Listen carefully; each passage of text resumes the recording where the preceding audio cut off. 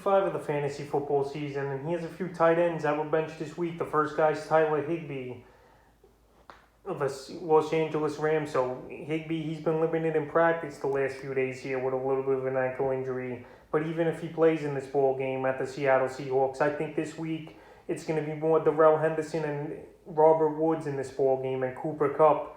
After last week, that defense of the Arizona Cardinals did a pretty good number on those guys. So Higbee this season, 2 good games and 2 mediocre to poor games for him.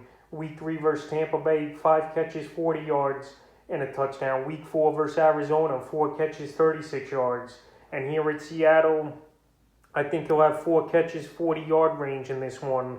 I don't think he's an every week start in my opinion. And this season, we've seen a lot of tight ends have a good year so far. A lot of guys emerging. I've mentioned them early in the week on the waiver wire. So if some of those guys are out there, like a Max Williams, Dalton Schultz, or Dawson Knox, I would start them over Tyler Higbee in my opinion. So right here, I would have Higbee as a bench guy this week. The next play is Kyle Pitts of the Atlanta Falcons. So I think all this hype is worn off now for Pitts here. This season in fantasy football, in PPR leagues, he's only managed once to get double-digit fantasy points, and that was week 2 at Tampa for 5 catches, 73 yards, but the last 2 weeks for him in plus matchups. Week 3 at the Giants, 2 catches, 35 yards, and week 4 versus the Washington football team, 4 catches, 50 yards. So right here, week 5 versus the New York Jets in London, they give up the 7th least amount of fantasy points to tight ends. And right here, Kyle Pitts, he's not everything he was advertised to be. I know he's a big guy.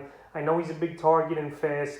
But right now, he's not fitting in right here with Matt Ryan in this offense right now. I know it's still early in the season, but right here, he hasn't shown me enough. And it's a pretty tough matchup on paper versus the New York Jets versus tight ends, like I mentioned. So this week, like those other guys I mentioned, I like them a little more than Pitts. And I would put him on the bench if you could this week, because I don't expect him reaching double digits in this one as well. And the third and final tight end, I would bench this week's Robert Tonyan of the Green Bay Packers. So Tonyan, I said he should have been a drop guy this week here. And right now, he did get dropped in 10% of fantasy leagues. So if he's still on your roster, which he's still rostered in 74% of fantasy leagues, I would bench him. He's shown no signs of having anything going for him. I know he had a couple red zone targets, but they were out of his reach. His only good game this season was week 2 versus Detroit, and it was a fluky type of game in my opinion. 3 catches on 3 targets, one of them being for a touchdown and 52 yards, and then the last 2 weeks for him, week 3